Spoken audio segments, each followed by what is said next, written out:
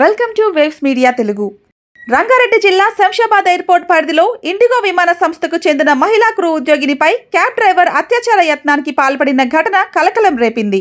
బాధితురాలి ఫిర్యాదు మేరకు ఎస్ఆర్సీ వెండర్ సంస్థకు చెందిన క్యాబ్ డ్రైవర్ ప్రశాంత్ ను పోలీసులు అదుపులోకి తీసుకుని కేసు నమోదు చేసి దర్యాప్తు చేపట్టారు. శంషాబాద్ ఐసీపీ శ్రీకాంత్ గౌడ్ తెలిపిన వివరాల ప్రకారం నిందితుడు మహిళను నిర్మానుష్య ప్రాంతానికి తీసుకెళ్లి అత్యాచార యత్నం చేసినట్లు ఆరోపణలు ఉన్నాయి. గతంలో కూడా గ్రౌండ్ స్టాఫ్ పట్ల అసభ్యంగా ప్రవర్తించిన కారణంగా అతడిని విధుల నుంచి తొలగించారని, అలాంటి వ్యక్తిని తిరిగి విధుల్లోకి ఎలా తీసుకుంటారంటూ ఎస్ఆర్సీ సంస్థపై ఉద్యోగులు ప్రశ్నిస్తున్నారు. ప్రస్తుతం పోలీసులు ఘటనపై అన్ని కోణాల్లో విచారణ కొనసాగిస్తున్నారు.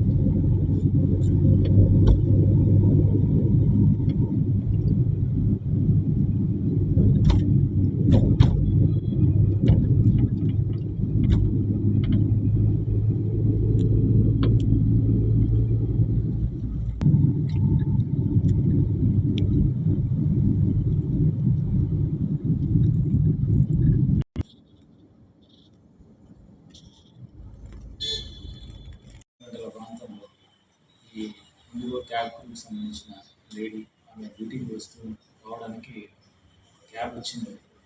ఆ క్యాబ్ ఆమె బుక్ చేసుకొని వస్తున్నారు. వచ్చేటప్పుడు అతను వచ్చే మెయిన్ రోడ్ అది గేట్ అనేది షార్ట్ కట్ రూట్ అని ఇటు నుంచి తీసుకొని వస్తామని ఇందిరా కాలనీ సైడ్ నుంచి ఇక్కడ టర్న్ అయ్యాడు.